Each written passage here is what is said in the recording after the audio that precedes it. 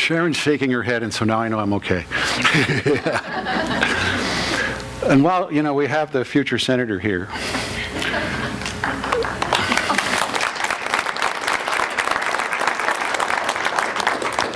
What I have learned watching her and her husband, they really did wake up every day and still do.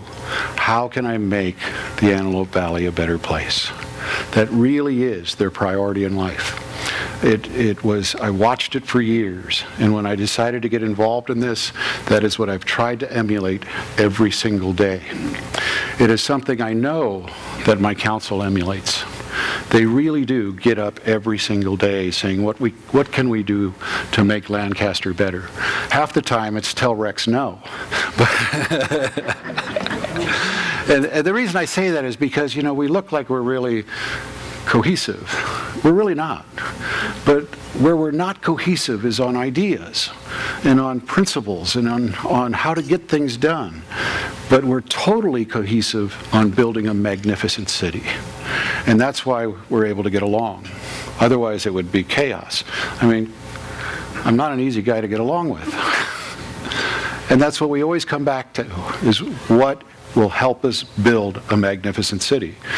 There are a lot of people that have influence with us. Let's not make any mistake about it.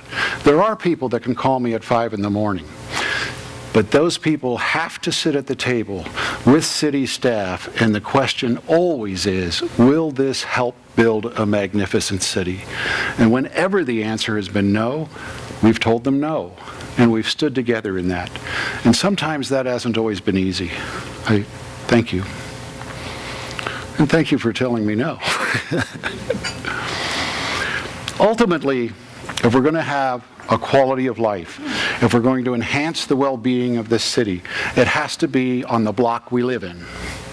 If you're still living on a block that you're afraid to come out of, if you're still living on a block where you don't know your neighbors or the names of the children of your neighbors, you have done a disservice to yourself. Because what all of the studies tell us is that people who live with a feeling of well-being are involved in their neighborhood. They're involved in their community. And I used to read that in the books I read, but didn't fully understand it until I started to go to these community work projects. My wife calls those moments memories. Is this something you're going to remember a year from now, 10 years from now? It's the memory time.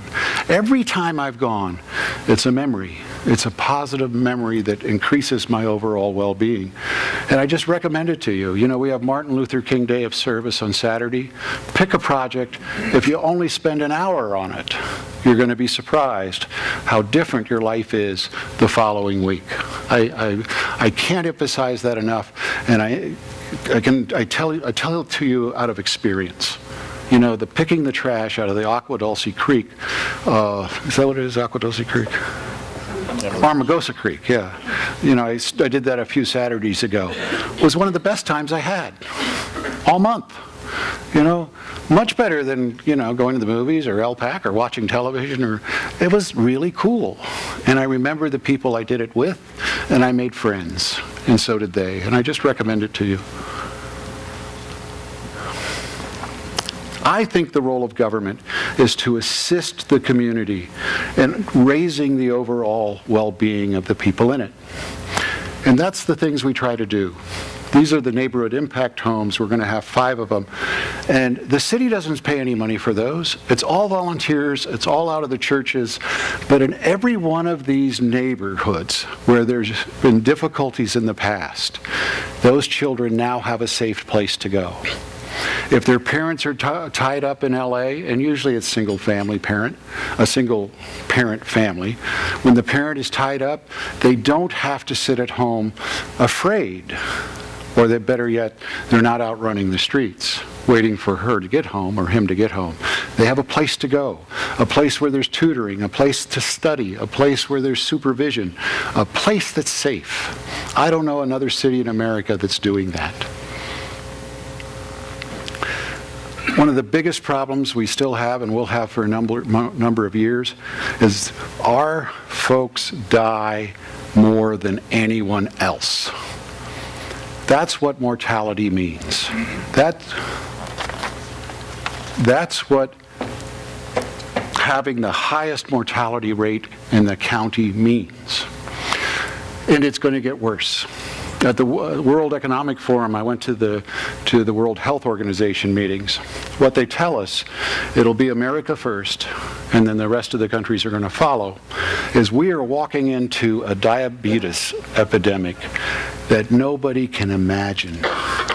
Your children's children, meaning your grandchildren, are going to believe that a part of getting old is getting your legs cut off. That is not an overstatement. And the Indian reservations today, children believe part of aging means amputations from diabetes.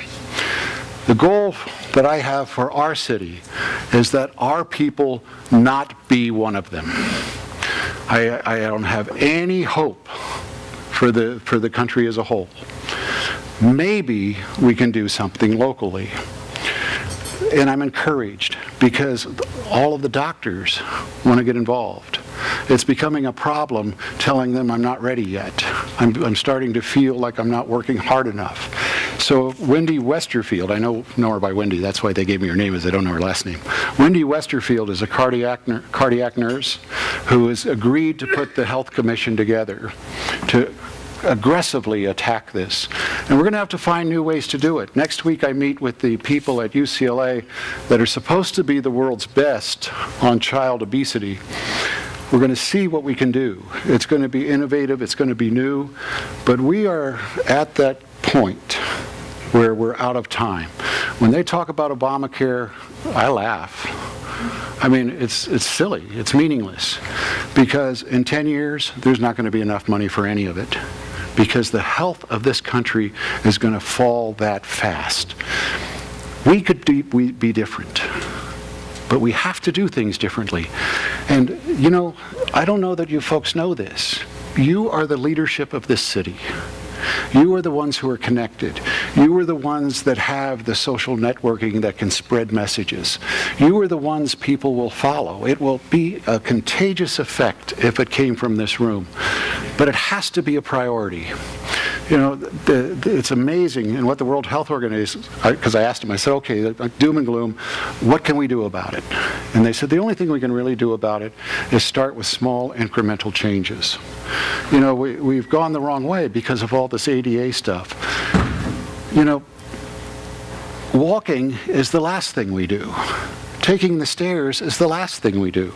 At City Hall, the elevator is going to be handicapped only. You know, why are we taking an elevator one floor up?